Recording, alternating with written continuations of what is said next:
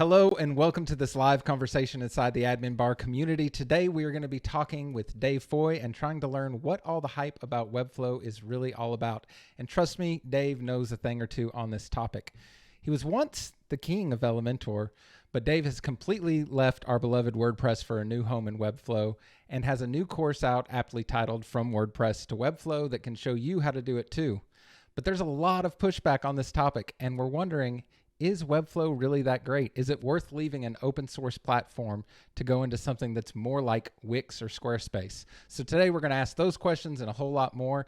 But before we say hi to Dave, I do want to mention that if you're catching this on a replay, I want to make sure you're a part of our community. You can join by going to the adminbar.com/group, and that way you can catch all these calls live and join in on the Q&A that we'll be having towards the end of this call. All right, with all that out of the way, take two done.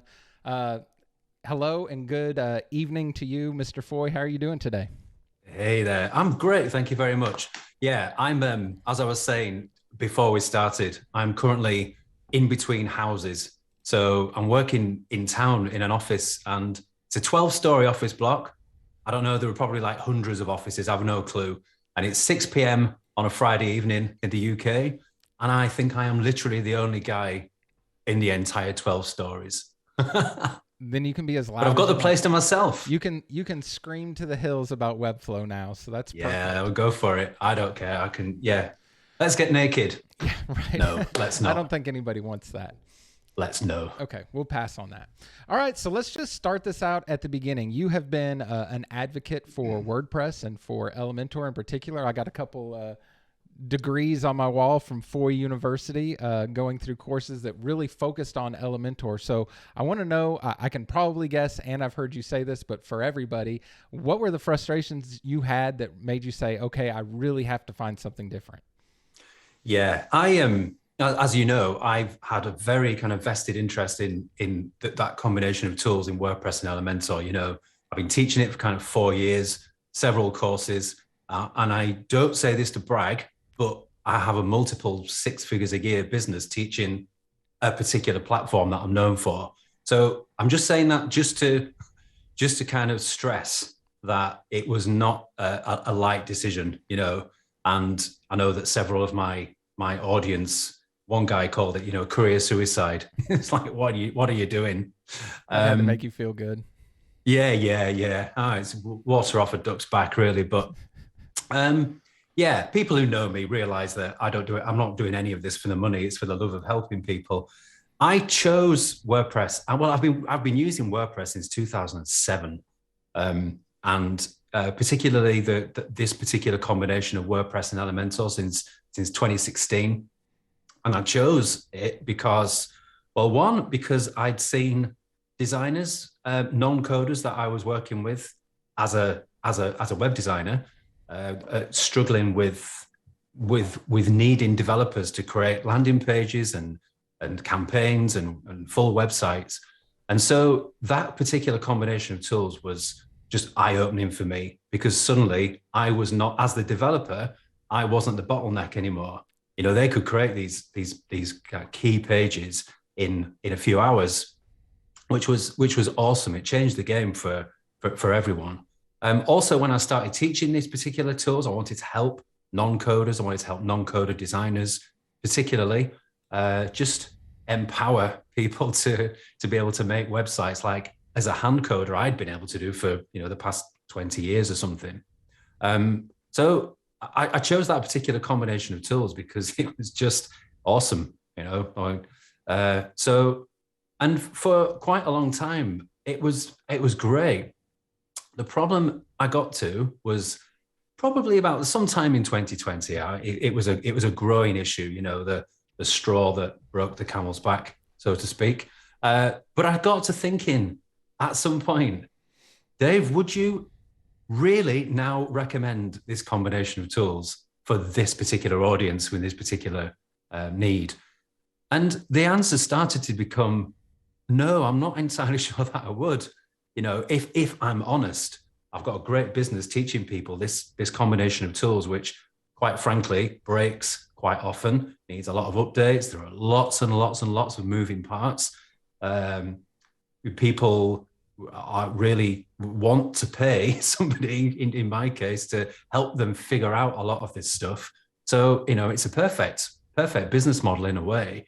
But what got me, it was drip, drip, drip, right? So I'm not talking about none of these in isolation were particularly a problem, but really these things go for me and my students. So bear in mind, I'm hearing this hundreds of times, over the course of a year, but constant plugin updates, constantly stuff breaking, probably because of those plugin updates, the kind of, for fuck's sake, what now?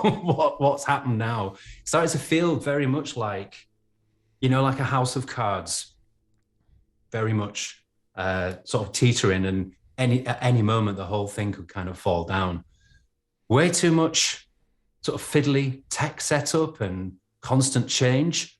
I personally, and I know that a lot of the people that I teach, they just want to make websites. They just want to grow their own business. They want to grow their clients' businesses, and they just want to be able to get on with the job without all the other layers of stuff that goes on behind the scenes. Now, I mean, some people love fiddling with tech, right?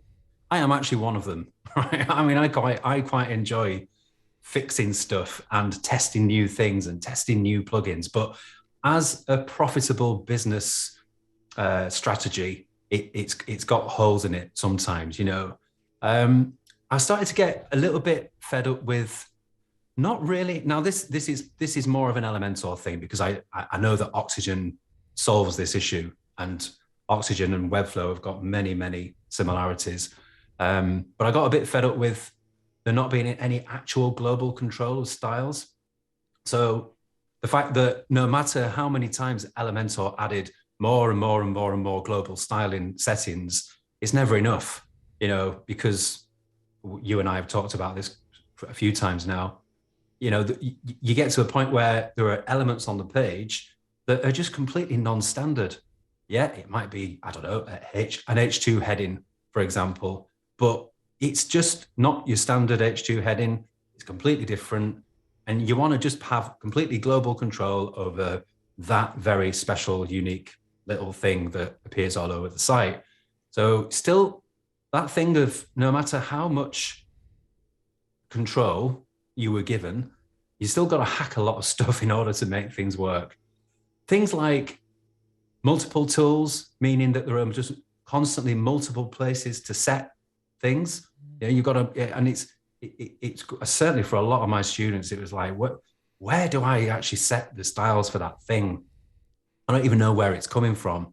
And you add in things like, and John Frascos's excellent style kits plugin, for example. But again, that adds yet another layer of stuff that you've got to figure out, like how does this work? Many, many hosting woes, setting up hosting, issues with clients struggling with the interface and having to jump through quite a lot of hoops sometimes to make the interface friendly for clients so they can go in and just get whatever they want done. So yeah, a whole load of drip, drip, drip stuff. The big thing that made me think, right, I've had enough, was when I started to build a brand new site for myself. There's a brand new project. I think it was davefoy.com. Actually, I was starting to figure that out. So I installed WordPress. I installed all my usual stuff that comes with my sort of starter site. And once again, Elementor was broken. The global colors didn't work. There was something else as well. There were a few little things. And it was a thing that people had recommended Webflow to me countless times. I lost count over many, many years, and I just said, I'll check it out probably. And then just didn't, probably because of vested interests, if I'm perfectly honest. It was that thing that made me think, I'm going to check this out. And I'm kind of glad I did. Yeah, I'm kind of glad you did too. As I'll be clear, I am a recent graduate of Dave's new Webflow course, and it's fantastic. And we'll talk about that a little bit. But so, did you look at other platforms when you kind of decided you were fed up with your current Elementor setup? Did you look at other platforms besides just Webflow, or is that the first place you went and you landed there? Yeah, it's the first place I went. Actually, no, I did. I think I did for the purposes of research. I don't know whether I even Wix had just come out, I think, with the first little looks at the Editor X thing. I thought I'll have a quick look. It was a quick look. A real quick look. Really quick. Yeah, it was like, no, no. So no, I went straight to Webflow. I'd had it recommended so many times by people that I know really well, who had just gone there and just never looked back. And people that I trust as well. So it was that that made me think it's got to be worthwhile. Now, as somebody who learned to build websites hand coding from scratch, Webflow, not that you need to know how to hand code from scratch with Webflow, far from it. But I think especially for me, the mode of operation, the way it works, just suddenly made complete sense. Absolute complete sense. It was like, this is the answer.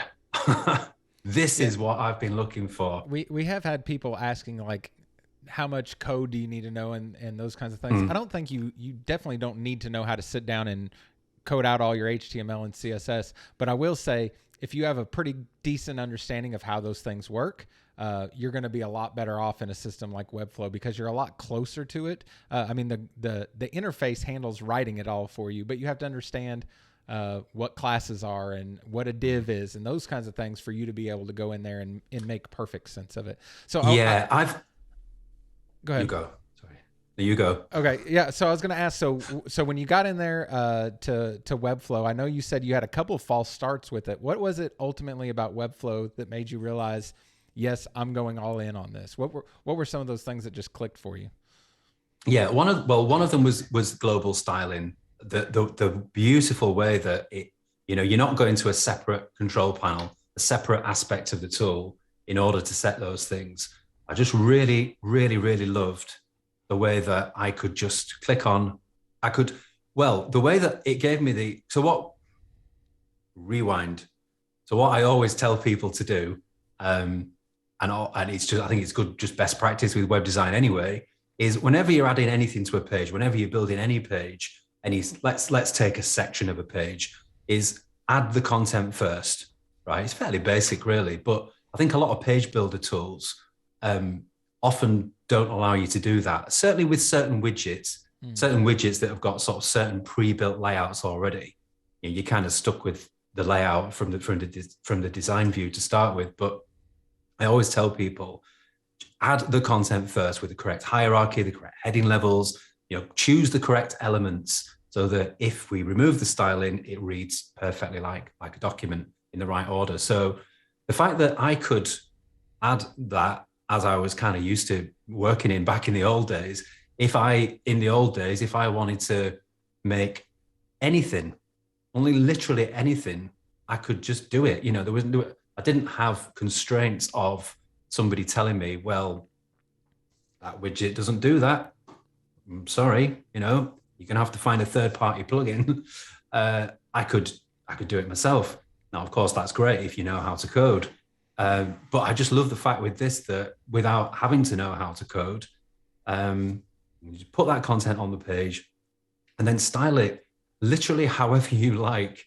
So it's just that flexibility to have that global styling across the site for me was really the first big thing that made me think this is awesome. Yeah, for people who haven't used Webflow yet, to give you a sense of kind of what he's talking about in here too, is basically everything you put on the page to style it.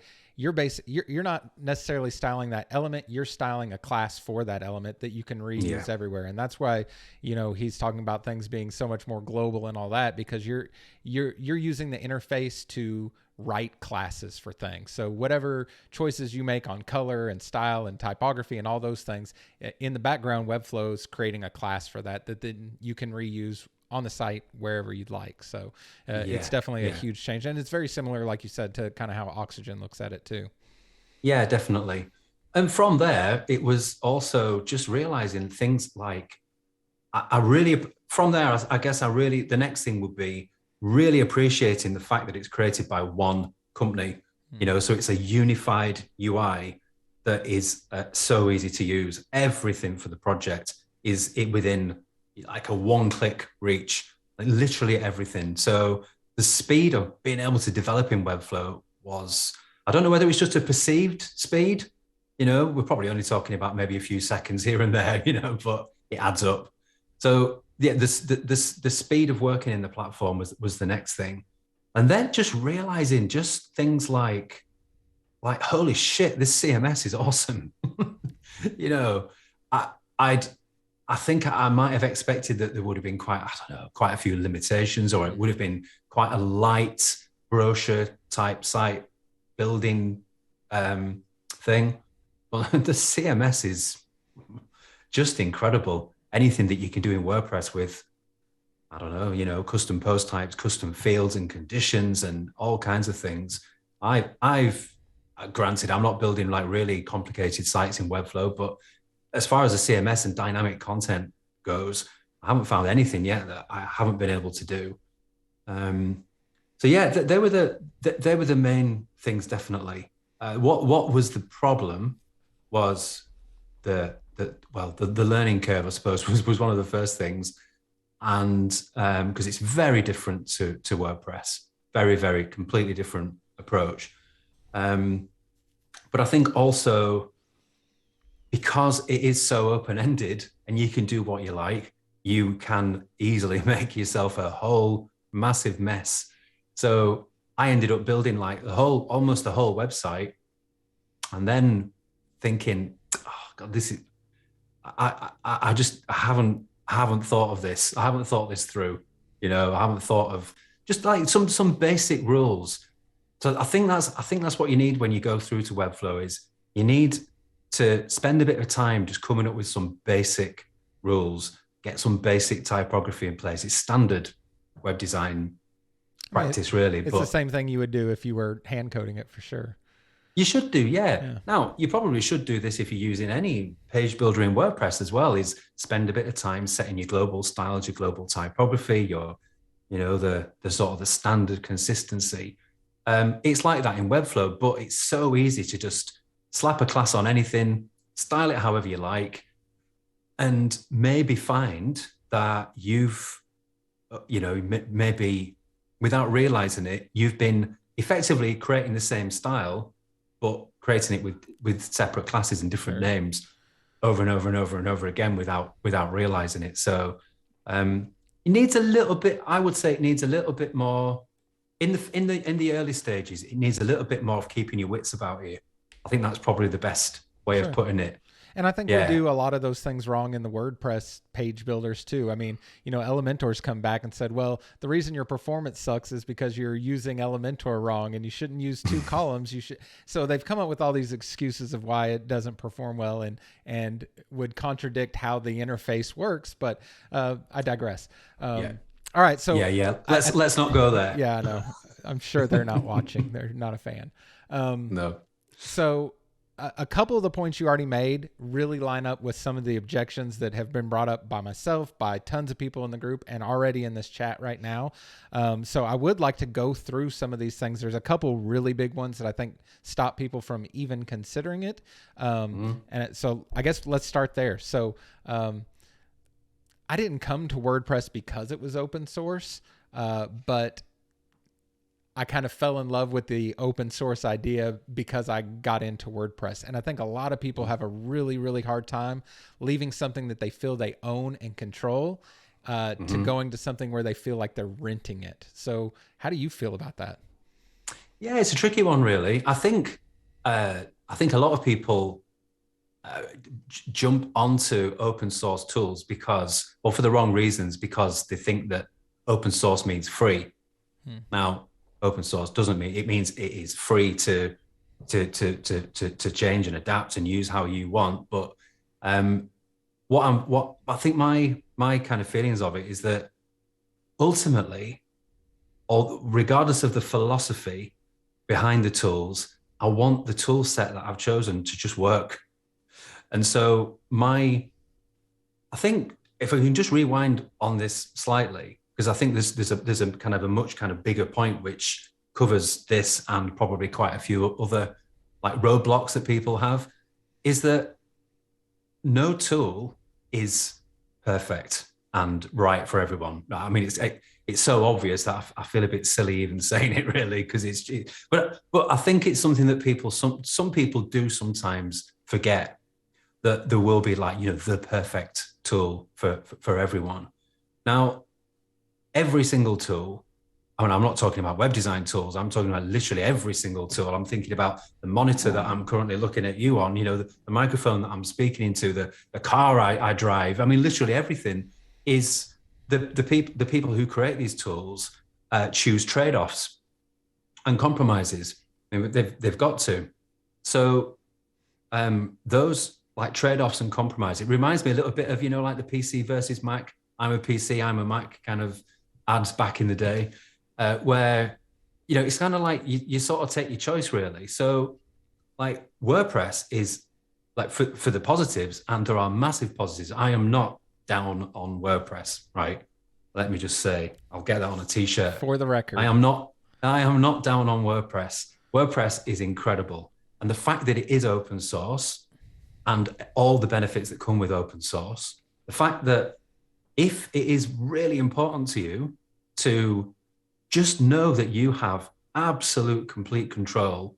Well, I put that in quotes, but more control than certainly the Webflow anyway, over a lot of different aspects of every single aspect of the entire process of building websites.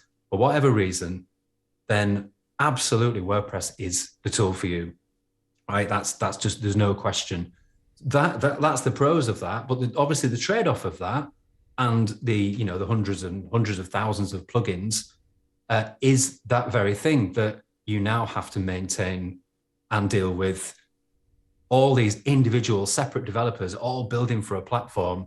It's going to end in tears sometimes, right? I mean, it's going to end in tears eventually. It's going to. That's how I feel. Yeah, it's going to, definitely. Now, if the aforementioned stuff I've just been talking about as the positives are really important to you, then you accept that trade-off, And so for me, with the open source thing and the owning stuff, by the way, with the Webflow site, you own the site, you own the content, you own the code. It's not like you're building something that you don't actually own in terms of being, and you can take it wherever you like. You can export the code, you can export your posts, you're not tied into the platform as such at all. But there is a distinction, definitely. Now, for me, the trade-off with the Webflow thing, personally, for my needs, was worth it. That balance tipped the right way for me, in that, yeah, I am actually letting them handle the hosting, the page speed, the caching, like loads of stuff. I am just saying to them, yeah, I'll just let you deal with it all. And I understand the risks involved in that. But for me, the trade-off is, I have never logged into Webflow, right, with that, that kind of fingers like this, and you're like, what's gonna greet me? Update all on my plugins. Yeah, definitely. And I know you should be staging those updates and testing them beforehand and all that kind of thing. I know, but I've never opened Webflow and thought, what's gonna greet me? What's gonna have broken? Like literally nothing at all. It's like I keep saying I got my web design mojo back, using it, and I did because of that. So that trade-off was worth it for me. Well, I think too, I struggle with this a bit too, even though I'm not like getting into the inner code inside of WordPress and hacking things out. Like I need to own it to be able to do that. But it does feel weird to me moving from something like WordPress where I could do all those things to a place where I couldn't. But honestly, when I think about it, all the plugins I'm using on my site kind of lock me into some of those systems anyway. So recently I got off of Elementor and rebuilt my site with Generate Press and Generate Blocks. And to do that, it wasn't like I was free to do that, but I still had to rebuild everything. So even though it was open source and all those kinds of things, it didn't change the outcome that I still had to rebuild the entire site to get it off of one system and onto another. So I don't know that there's as much there. I do have a few things. We've gone 30 minutes already, so I want to make sure we get to a few of these other things.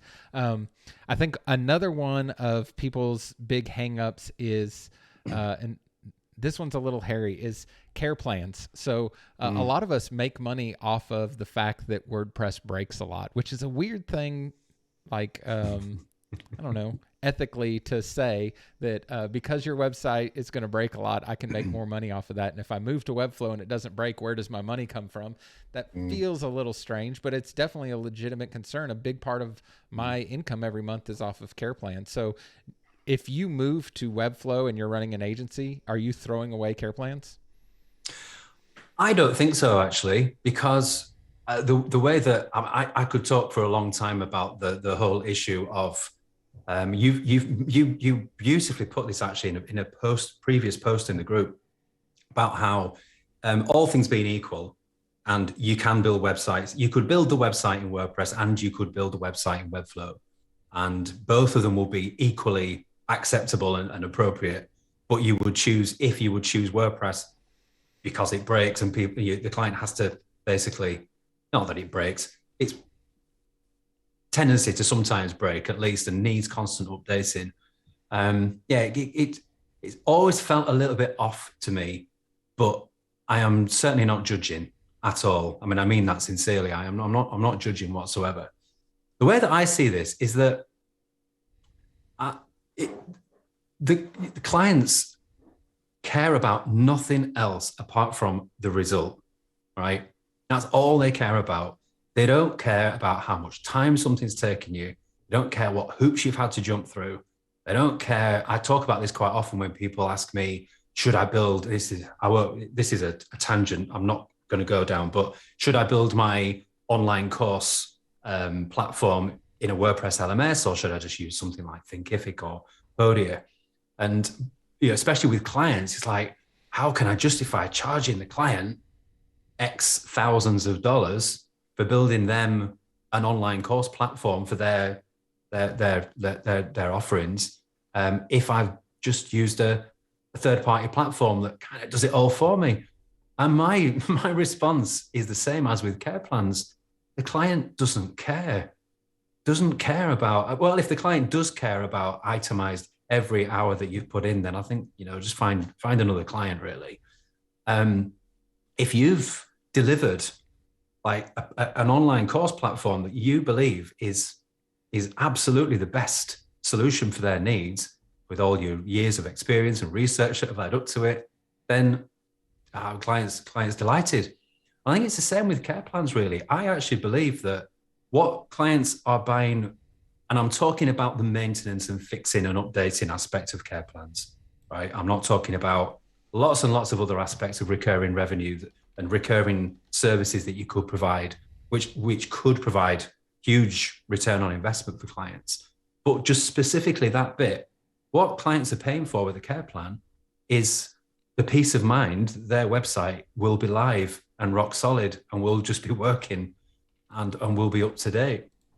So I can't really see why you can't charge a client as part of your like hosting fees or ongoing fees. You can't charge your clients just the same amount anyway. You could. Yeah. I just don't understand. The difference is... I'm charging my clients for all those updates and all those kinds of things, but they don't actually know what any of that is. You know what I mean? So if I was doing it or wasn't doing that, they honestly wouldn't know a difference. So I think there's a point to be made there. And I think there's also, the content update side of things, making sure things are working properly, or if there's, changes in the world that affect a website, that those things are handled. I think there's a lot of things besides the crutch of I need to press update on a plugin, or I need to make sure a backup has gone through. I think there's more to it than that. I do want to get through a couple more of these. We'll try to do them lightning round so we can get to Q&As too. Yeah. So two big things. we'll try to knock out three. We'll make the biggest one first, and we'll try to jet through the other two. Come on. What about more Ready. complex sites, e-commerce, membership, custom post types, things like that? Yeah, well, the custom post type stuff is just all, it's unbelievably all included within Webflow, right? So all that side of things, dynamic content, no problem at all. I think if you wanted to produce a really complex dynamic database driven site, Webflow is fine. They are bringing in specific membership functionality in the fall sometime. I think they said October, November. We're on October now. There may be some things, and there's an e-commerce as well. There may be some things that you have to use a third-party service for. Now, some of those things are things that I personally would always have used a third-party service for anyway. And I will avoid getting on my high horse about it, but WordPress is still essentially it has essentially a blogging database, a blogging platform database, which is a pretty simple database structure. It is not designed for e-commerce and the complexities of e-commerce and memberships and everything else. So I personally think a lot of the time it's actually a better solution to use a platform that is built for that job. Right. So I mean, that's a very short answer for a big topic, but so there are some things that, I think you probably have to use a third party service for and integrate it with Zapier or the Webflow API, both of which are just incredible. You know, you can do what you like with those, really. All right. What about performance? We did have somebody in the chat say they or maybe it was in a post earlier, say that they ran a bunch of Webflow sites through like performance checkers and they didn't score well. Of course, that's a small sample size, but what have you found as far as performance? Well, I mean, I've no problems with it whatsoever. The fact that I don't have to touch a single thing for performance, apart from keeping an eye on like the basics of image sizes and things like that. But the page speed stuff that's built in I've had no problems. I mean, I ran the little website that we're building, the course. I ran a page speed test on the WordPress and Elementor version of it, which the course takes you through migrating to Webflow and rebuilding. And can't remember the exact things, but it was a big fat F on the WordPress one. Granted, it didn't have loads of page speed stuff implemented on it, but the point I was making in the course is like, why should you have to when you've got a tool which I think it was like a 98%, it was green, A for everything. I've personally not had any problems with it at all. But and that's without having to add caching and performance plugins and then deal with kind of the headaches that go along with that too. So if I start trade-off. It's a trade-off, yeah. If I start a new project, I go into my Webflow dashboard, create a new project, hosting is done, everything's done. I've got a staging server. If I pay for the actual hosting part of it as well, I can publish to a live domain, literally just one click in the little toolbar at the top. So yeah, it's a trade-off, but it's been lightning fast for me. All right. And a really apt question for today would be accessibility. So how have you found the accessibility options inside of Webflow? I am not an accessibility web expert, although from the very earliest days of building websites, well, not the very earliest, because my first website I built in Microsoft Front Page 98. Oh my word, I'm so old. You are. But very old. From about 2002-ish, accessibility was a really, really big thing with like web standards and that whole movement away from coding websites with tables and things. So from what I can gather, well, the first thing is that there is actually a page on Webflow's site. I think it's webflow.com/accessibility, where they go into all of this that they're doing now and stuff that they've got on the roadmap as well. You control the content elements and hierarchy that you add to the site, right? So that includes all the HTML5 tags like header and footer and main and article, and I've forgotten some of them, but that, so you control the order of them and the semantic meaning of those elements yourself. Webflow outputs the cleanest, most semantic code that is possible. It is literally nothing apart from what you drag and drop onto the canvas and add. Things like typography, you choose and set the sort of the method for type size, and that goes for sort of spacing like margins and paddings as well. You know that I'm a big fan of using REM measurements, which are perfectly accessible, incredibly accessible, I would say.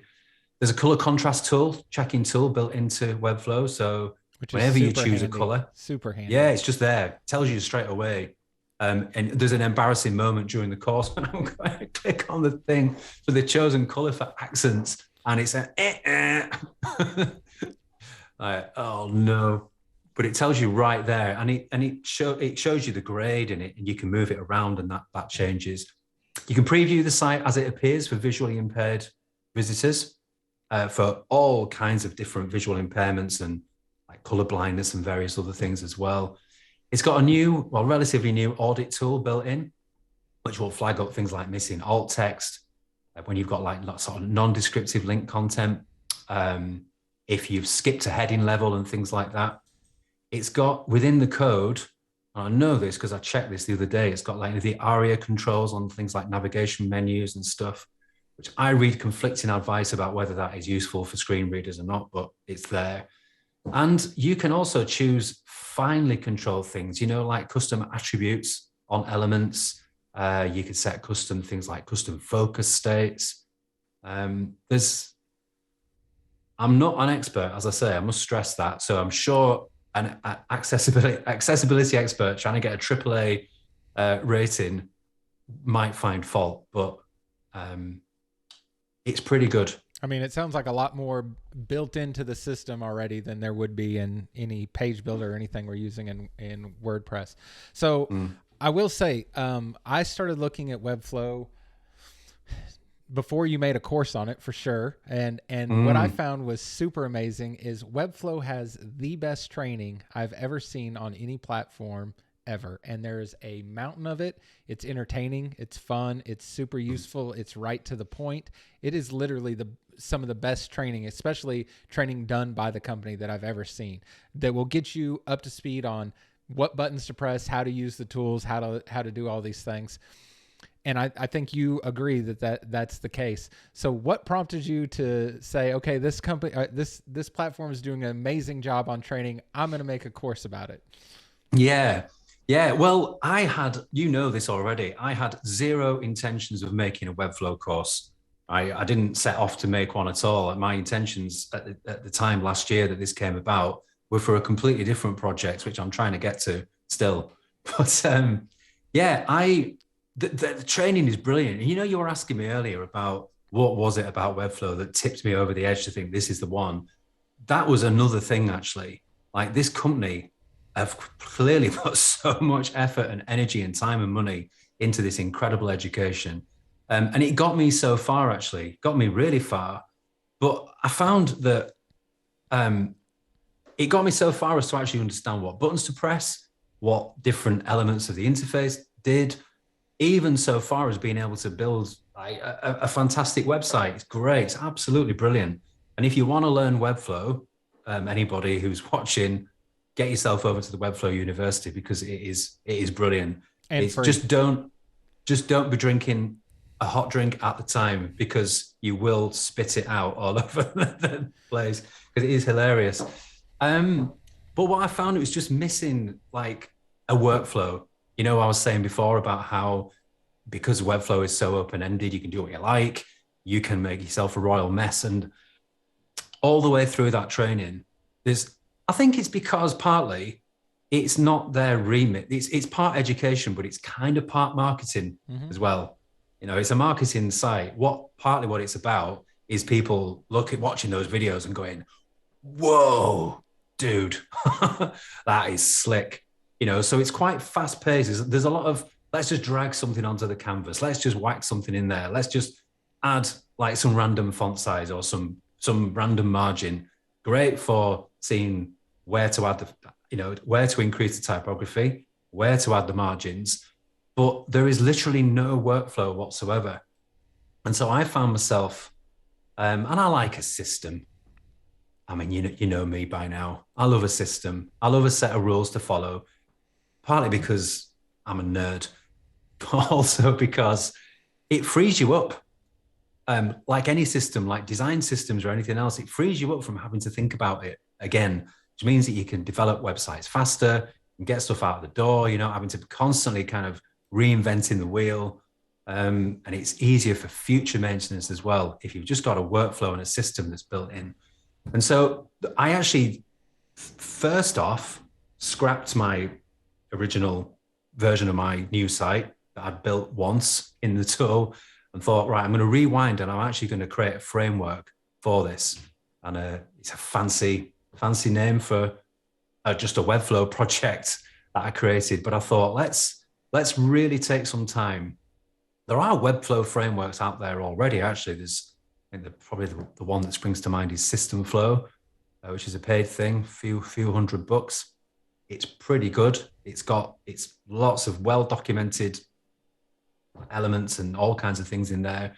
I just didn't like it for a few reasons, really. One of them is because the way that, I won't go off on a tangent, but one of them was the way that they handle font sizing, and it wasn't particularly accessible, I didn't think.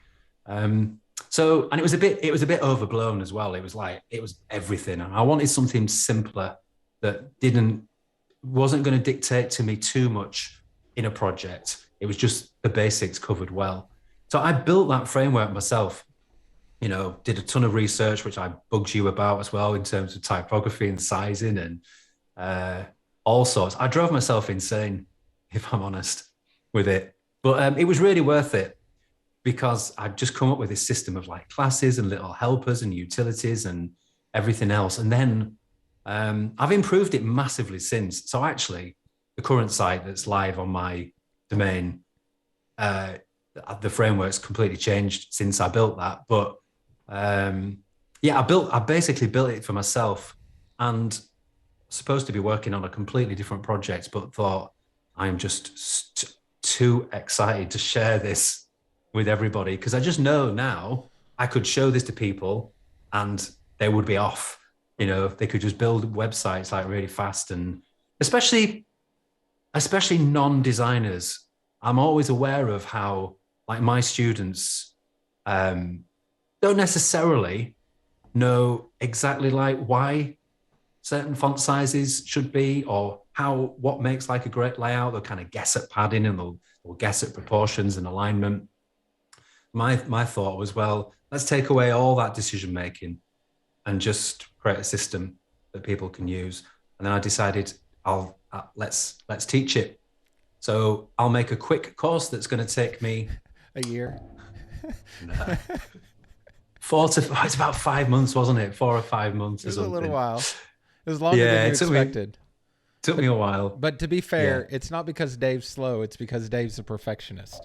So why don't you tell us here? I do want to leave us a little bit of time for Q&A. I spilled the beans and put out a link this morning for your course, and I don't think I was supposed to do that until Monday. But Dave said, "Well, too late now. I'll hurt you later, but go ahead and leave it out." So I've just put it on the screen here. But if you're just listening to this, it's theadminbar.com/WP, the number 2. WF, like WordPress to Webflow, which is the name of the course. So why don't you tell us a little bit about what people get if they sign up for that course? Yeah, okay. Yeah, it's it's a kind of a video-based course. There are 7 modules. It's probably it's in total about 8 hours long. Although every video, I don't think there are probably 2 videos that are longer than 10 minutes, right? So it's the kind of thing that you can dip in, and if you've got 10 minutes a day, you could chip in, do 10 minutes, and then move on with your life. Or you can get the entire thing done in 2 days, as I did. Yeah. You can just not sleep and just inject caffeine and things, and just blast through it. Kyle, that was amazing, actually. That's all I did because for 2 days. You not only blasted through it, but you actually did the work as well, because it's the kind of course that I'm setting like assignments and little tasks and things to get you thinking and things to get you to extend what you've learned. It's not just watch me kind of thing. But it takes people. I decided in the end, one of the reasons that the course took me longer than expected to make was because I'd originally thought, let's assume a baseline that I can send people to the Webflow University to learn the basics, and then they can come to my course, to just learn the framework and the workflow and the methodology. which is just going to save a lot of time. And I realized that that's just like the bar was too high for most people coming from WordPress. You know, most people would be like, no, forget it.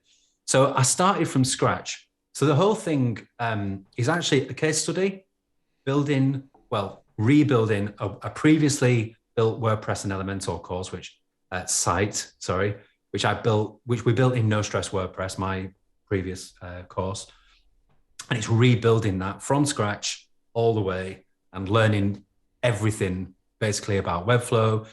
But I'm particularly at every step of the way mindful and conscious of teaching specifically my framework and my kind of way of thinking and my way of making decisions about stuff, all the way from the very first, let's add the first section, let's add the first page. There's kind of there's my kind of workflow and thinking behind it.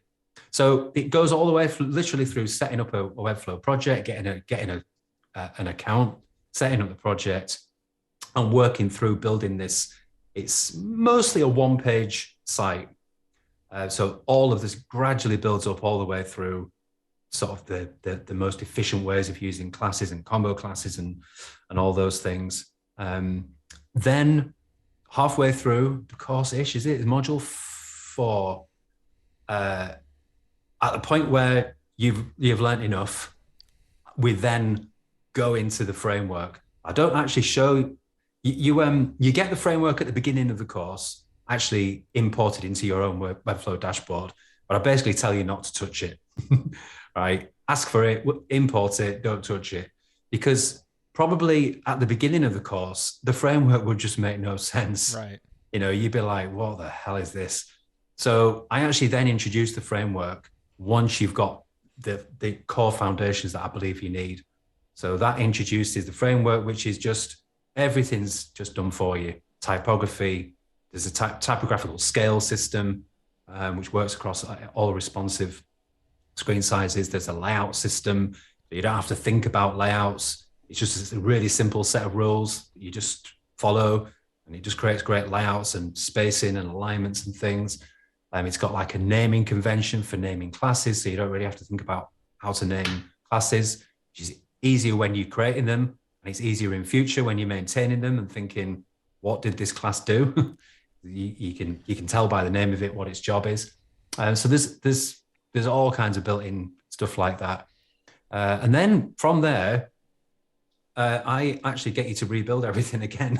You've rebuilt. Sadistic son of a bitch, Dave. Boom.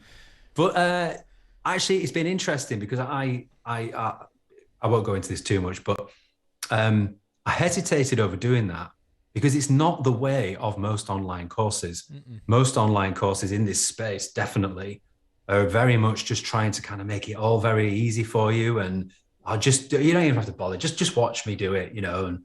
I just find most courses I've taken, I just watch. I don't participate. I just binge through them. You cannot do that with this course. Yeah, and I kind of, if you tried. I try to just not let people off the hook with that, because I ultimately want you to be building Webflow sites really confidently and really quickly. That's the goal. The goal is not for you to sit through the course and think, well, that was nice. So what I find has been interesting, actually, loads of people finish the assignments and do the work, which few. So I was expecting a load of people to just, hit the roadblock and think, well, forget it, I'm not doing that. But it's been really interesting because most people said, actually, that was more challenging than I expected, but it forced me to go back and really internalize how this system works. And I just had lots and lots of thank yous from people saying that was really, really helpful. And we go deep into the CMS and using all of that stuff. And then it's just like go live after that. How do you actually migrate? How do you migrate your posts and your content, your database stuff from WordPress? And how do you do all the stuff for SEO and redirects and everything about pointing domains and everything like that? So it really is completely step-by-step from way more than I expected. But every lesson is less than up to 10 minutes long. So I think it's pretty snappy and easy to follow. Well, I've said since I took the first course I took from you, and then the next course and the next course. You're the best at doing this, and this is your best work yet for sure. I have no doubt about that. You've outdone yourself on this one. Thank you. So I believe people can purchase right now because of my mistake. Is that correct? People in this group can. So don't tell everybody.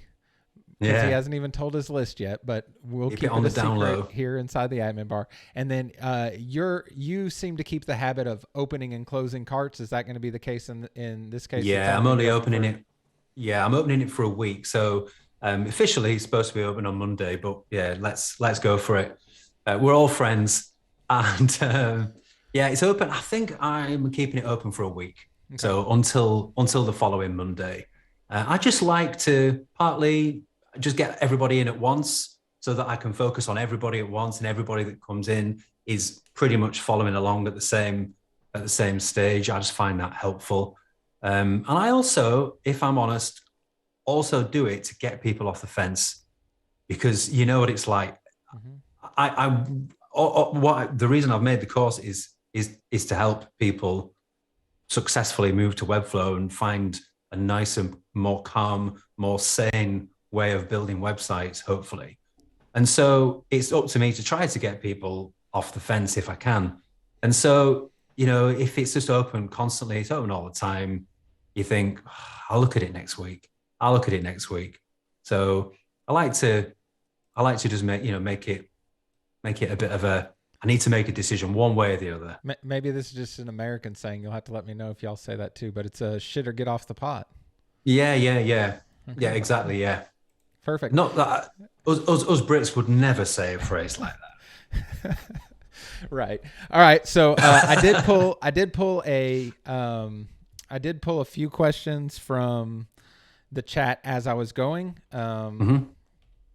Just dropping the link here inside the chat. I did pull a couple of those. If anybody else wants to ask some questions, put them in the chat now. I'm going to try to get as many as I can. We're supposed to wrap up in 4 minutes, but I have a feeling we'll go a couple minutes late on this. There is one particular question that I want to answer, but I'll probably save it for the last. So we'll start with Dakota. He put this question in when you were talking about you own the websites with Webflow. You can export the code and take it anywhere you like. He wants to know if you've actually tried exporting the code, exporting the site from Webflow. In his experience, it breaks the search, it breaks the CMS, and it also makes it impossible to update. So what's your experience with that? Well, yeah, if you're talking about literally just Webflow's own tools to export the site, you can export the actual code itself. So it will export the HTML and CSS that you've created. And it will export, you can export separately as a CSV the post that you've created, but as that goes, you're not going to get the other functionality like the search and the CMS. There is I don't know. I mean, there is that tool. Is it Udesly? Is it called a Udesly? I know that Adam Lacey is a really big fan, and he uses that tool to actually build templates in Webflow, but then convert them to a WordPress theme that he can use in WordPress and use the WordPress CMS on them, which is another use for Webflow if you want to do that. He loves it. I've heard of another guy who's tried that and said it was lacking in a few places. It wasn't quite as smooth, but he was happy to accept that he might have been missing something. Well, I've been talking with Adam about setting up a call. I just wanted to do it after this one, where we're going to build out. I'm going to have a little landing page built out in Webflow, and he's going to live convert that over using that tool into. Oh, nice. So we'll see. I'll bring the popcorn. Yeah, we'll see if that works live. We'll see if we can break. Brilliant. We also got asked to the point of maintenance. You know, the care plans and stuff with Webflow. Was asked. How would you answer a client who asks what they're paying you for? If you're not actually doing anything, it's all handled by Webflow as opposed to WordPress, where you're actually having to maintain it. Well, I don't think it really. I mean, if as I said earlier, if a client really wants to know like every single, if the relationship with the client or the client's understanding or your, I I don't know, kind of explanation of the value that you provide is based on the amount of work and the amount of time that you're taking to do it, then it probably is going to be quite a hard conversation. I just don't believe that that should be the way to talk about to talk about this stuff with clients from the start, really.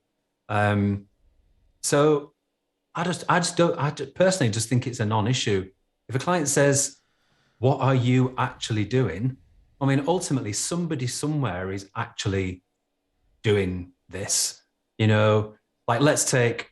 I'm trying to think of an example. If you hosted a WordPress site with a fully managed host, right, like Kinsta, for instance, you're talking about roughly the same amount of cost for hosting for both of them. But Kinsta aren't, keeping on top of all your plugin updates and all your other stuff that could potentially break the site. It's just the fact that Webflow happened to be effectively handling that for you. So it's a tough one. Well, I'll say this. On my care plan packages, there's a whole list of things people get, but there's only two things on that list that I think my clients actually care about paying me for. One is hosting, because they don't want to deal with that, and it's a nightmare, and support with hosting is a nightmare. They'd rather just me do that. I've already built the site. I know how to do it. The second is paying me for time for updates. So those things are still the same things you can provide with Webflow. You can still have the hosting through there. Webflow even gives you ways to provide the hosting to your clients and mark it up and all that. So you can resell their hosting and you can use your time to do updates. So I think those are the two biggest things for me. That's kind of how I think about those things. Yeah, so as I was saying earlier, it's like ultimately it's not about the actual tasks. It's about the end result. Right. That's the issue. The end result. What is for that particular small aspect of care plans, the whole updating and fixing and everything else, the client wants the result of zero hassle and a website that works. They certainly wouldn't come to you and say, "Can you build me a website that will need updating constantly, could break easily, and then I'll pay you to fix it all the time?" Or pay you to keep that from happening. That also wouldn't be the conversation they would have. That is not going to happen. That's probably part of it. All right. Melanie asked, how robust is the form system? So doing contact forms and stuff like that.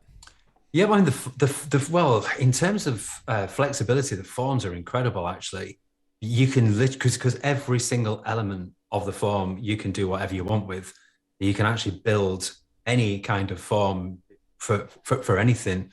And then in terms of the back end, like hooking that form up with, I mean, there's basic functionality built in for like submitting forms via email, so that's fine.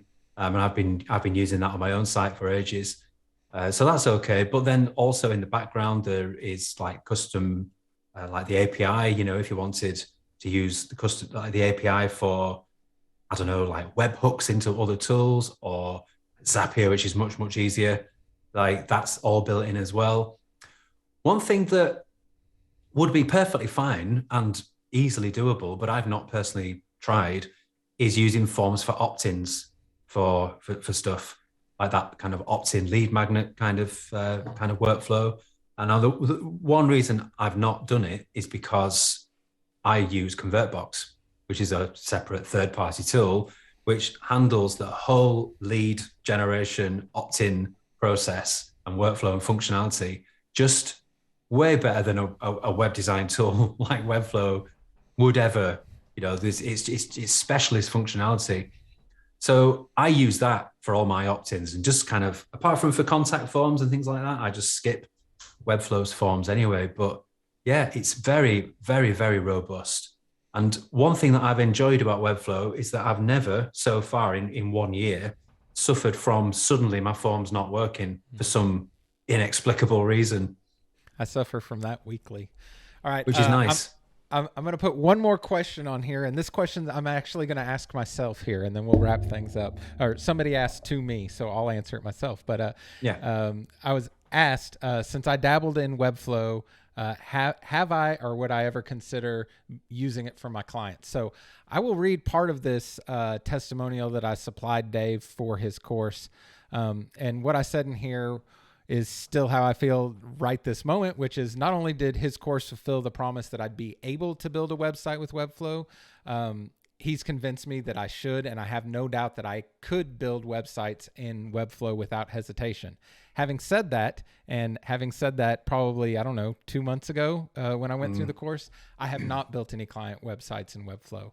Part of that is due to my lead time right now is about 2 months. So I'm not building any sites that I took on before I took his course. But yes, I'm totally open to it. I don't see myself today, October 15th, 2021, completely pulling the Dave Foy and pulling the plug on WordPress and moving to Webflow.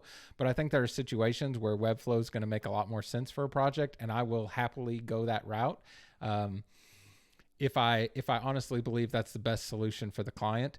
I don't see completely pulling the plug, but I think those two things can coexist, so I'm not too worried about that. So yeah, and just to add to that as well, I would never recommend following me, like what I do ever. Like, please don't ever follow what I do.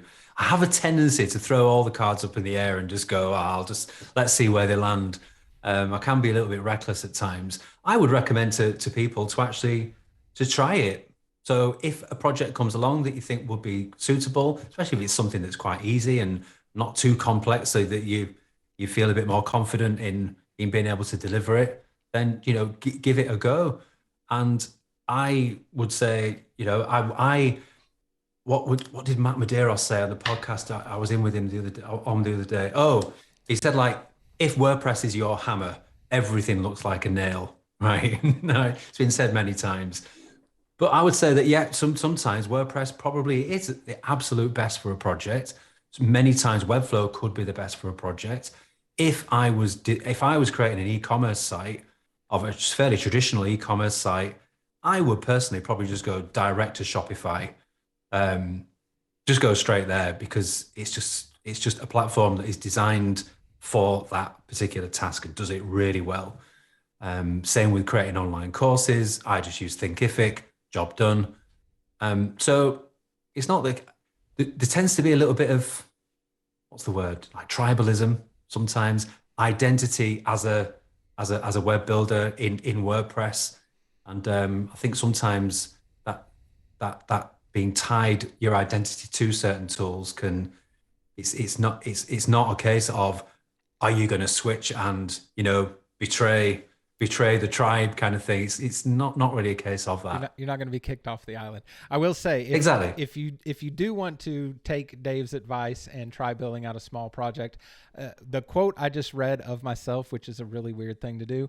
I would not. I had gone through all of Webflow University before I took Dave's course, and I would have not built a client site at that point, because while I knew how all the tools work, it would have took me way too long to actually put something together and then kind of rebuild and fix all my mistakes like Dave's talked about. Having gone through his course is what really gave me the confidence to do it, because of those systems are in place, the framework for knowing how to structure everything, I feel a whole lot more confident going through it. So it's definitely something that if you're interested, or if you've been looking at Webflow or going through some of those videos like I have, I would definitely check out Dave's course. He's the best at doing it. So if you're going to look at a Webflow course, I would look no further than that. So again, you can go to the link you see on the screen, or if you're just listening to this later, it's the adminbar.com/WP, the number 2 WF. I should have probably made that easier, but what are you going to do? And you can check out his course from now, as long as you don't tell anybody, until a week from this coming Monday. So you actually have about 10 days now. So you got a little bit of bonus for catching this here in the admin bar. Is there anything I left out of this conversation, Dave, that you wanted to make sure we got to before we get to the end of this? No, we have covered everything. Everything. Perfect. All right. Well, I definitely appreciate, first of all, I appreciate all the hard work you put into this course, because like I said, I do feel really confident with this tool now. When the time comes that I go to use it, I know that I have the tools to be able to do that, and I'm more than happy to promote promote what you put together. But I want to thank you for coming on here and answering a bunch of these questions. I think some of these are really big questions that probably we could have used an hour up just tackling these one at a time. But I'm glad we didn't do that because I don't want to be here for 10 hours. I like you, but I don't like you that much. But thank you very much for always being willing to come on here and answer those questions. Oh, thank you for having me, brother. Always a pleasure. Always. All right. Fantastic. Well, this replay will be posted in the group. So if you do end up having more questions or if I missed yours in here, put them in the chat and we'll try to coordinate getting those answered here in the future.